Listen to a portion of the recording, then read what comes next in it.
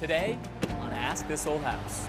And in most houses like this, 20 to 30% of the air in the ductwork never makes it to the living space because of small leaks like this.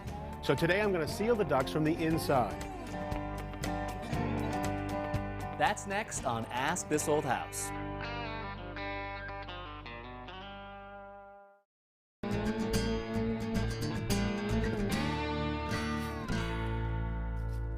Well, Mark, your house is just beautiful. Thank you, Rishi. We love it here. So what's up? Well, we wrote to you guys about our heating and cooling system. It's a forced air system. All right, I can see a supply register right here, and that's going to blow warm air in the winter right against the glass right there. That's good. You should have a return here somewhere. We have a return right around the corner. All right, so the air goes back to the furnace to be reheated right there. So what's up? Well, we put a new furnace in about 11 months ago. We're hoping for a greater return on our investment. Our utility bills are much higher than we thought they'd be. That's not good. No, it's not good. And you know, the other big problem here is that we'd like to see more consistent temperatures in the house. Inside the house? Specifically upstairs. Okay, well, you're not alone. A lot of people with a forced warm air system complain about being uncomfortable. Yeah, it really has been. And you know, another thing we noticed is that it's just very dusty. There's just dust everywhere. It's very annoying. Let's see what you got. So here it is. You have a furnace. Looks to be gas-fired. Yep, okay. So inside this box, you've got a blower down here that pushes the air up across a heat exchanger. That'll heat the air in the winter. Above it, you've got an air conditioning coil right here, and that'll cool the air in the summer. Now that fan pushes the air up into this trunk. Now this trunk right here, I can tell you, is the supply trunk because it's insulated. Okay. And you can see right here, there's branches that go upstairs right there. Looks like you got some other branches. Yep, branches that go all the way along right here. Now, this ductwork is insulated, but it's not sealed. People see this insulation and say, oh, my ducts are sealed perfectly. Well, I've seen it so bad that when you turn on the furnace, all of a sudden, the insulation blows up like that, which means the air's coming right out. Right. And it's a big deal in this country. You can lose as much as 20 to 30% of duct losses where it doesn't actually get up to the place you want to be. Wow. You're losing it to the attic, you're losing it to outside, you're losing it to the basement. Okay, so this is the supply trunk right here, insulated. But over here, you can actually see really the issue with ductwork. Here's the return come from upstairs, here's the return right here. And when these come together, you can see that the installer has sealed this with a mastic, sort of a rubberized cement to seal up the joints. The mastic is applied with a brush at any place that air could ever leak out. It's messy, but it's really effective. You also could use a foil tape to seal any of the joints that are easily accessible. Look at the challenge. You've got a metal trunk, and the only thing holding it together is this metal cleat, and that's not airtight. So your system is not unusual. You've got all this ductwork exposed down here, and what we could try to do would be to seal the ductwork from the outside. Well, it's pretty straightforward on the return side right here, right? We can get at it. Right. It's not as straightforward on the supply because you have to pull down that insulation, seal the ducts, and then re-insulate. And even if we did all that perfectly, you've still got some great percentage of your ductwork that's actually up inside your building that we can't get at. Right. So it could leak to the attic and everywhere else. So what I actually want to do is do something new. I want to show a technology where we can seal every bit of this ductwork perfectly from the inside. Sounds great. All right. Mark, say hello to Steve Taylor. He's going to help us seal the ducts today. Hey, Steve. How are you? Hi, Mark. So how'd you get started? So we've already started upstairs. We've sealed all of the supply and all of the return registers. So now any leakage that we measure is coming just from the ductwork. Okay, great. And then you tested the ducts? We did. We ran a pre-test. Okay. So we used the fan in this box Okay. to blow air into the duct system and see how much air is going to leak out through the... So that pressurized the ducts, and you got it tied into the computer here. Correct. All right, so how did we do? We lost 307 CFM, cubic feet per minute, and that's equivalent to a hole in your ductwork of about 58 square inches. That's a big hole. Wow. So let's do the math. 307 CFM, this is a 4-ton system. That's like just under 20%, right? Correct. Okay. So 20% is not coming back to be reheated. You're heating your neighbor's house. It's unbelievable. All right, so how do you seal the ducts? Well, first we're going to start with the sealant. So that's a liquid. Is that what this is here? It is. Okay, sort of milky, sort of rubbery. Okay. So great. How do you get it into the ductwork? It's a liquid. So in order to seal the ducts, we need to do it as an aerosol. So we're going to use this sealant. We use the same fan that we used for the Yep. pre-test. Yep.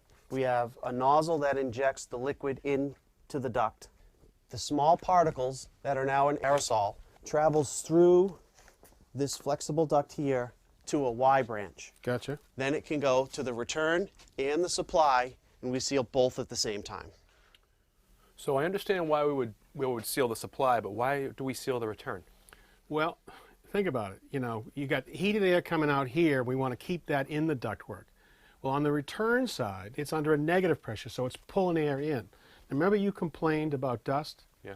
Well, if these leak and there was any dust down here, it would be sucked into the ductwork and then distributed all into your house. Okay. So all this happens from inside the ducts? It does. We're not going to actually line all the ductwork. We're actually going to only seal where the breaches are, the breaks in the ductwork. So we might see a little bit leaking out from right here. In order to prove to you how it works, though, we're actually going to cut in a hole right here with a screen to really see it work. Great.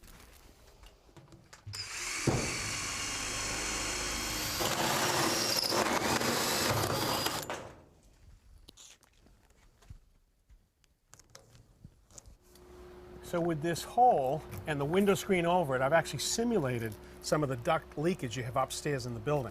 So we all set to go, Steve? We are. Let her rip. So we'll activate the machine. Okay. The fan will turn on, and it'll start to inject the sealant. Here it comes.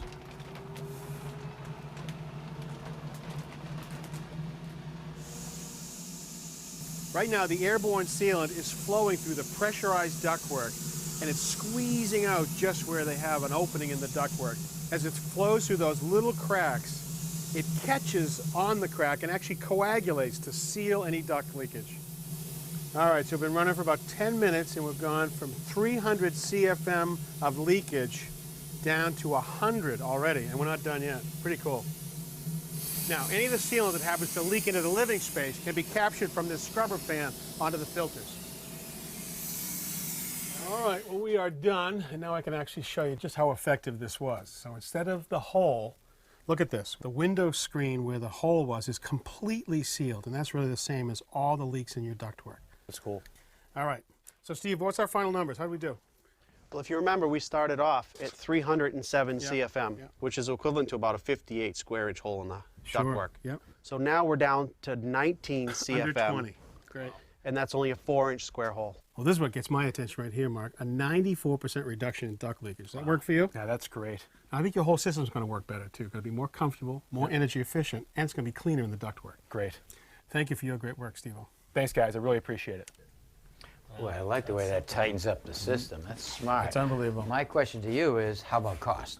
Well, I am told that the average house, 2,000 square feet, is going to be somewhere between $1,500 and $2,500. And it really depends on how many systems. Is there one or two in the building? It's not bad. It isn't. I mean, do you think it's worth it, though?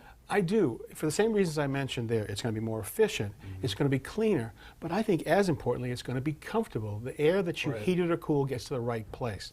Now think about what the challenge is. With metal ductwork like this, every time we have a longitudinal seam right here, this is not airtight. It's going to leak out through here. Every time we bring two pieces together, it wants to leak. How about this? These are both called takeoffs, where we'd come off of a branch right here. Now these have metal tabs. Now you cut a hole, bend the tabs. Well, that's not going to be airtight. This is another version of the same thing.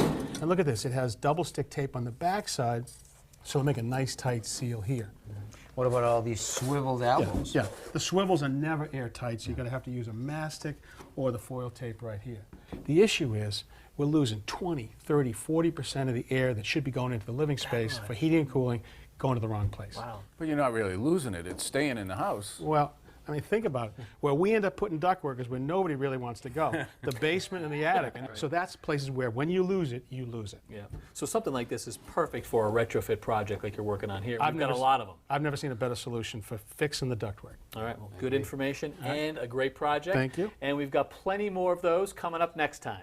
So until then, I'm Kevin O'Connor I'm Roger Cush. I'm Richard Dewey. And I'm Tom Silva. for Ask This Old House. You know, I really like this system. You have a house in mind, I know. I know you. I know you.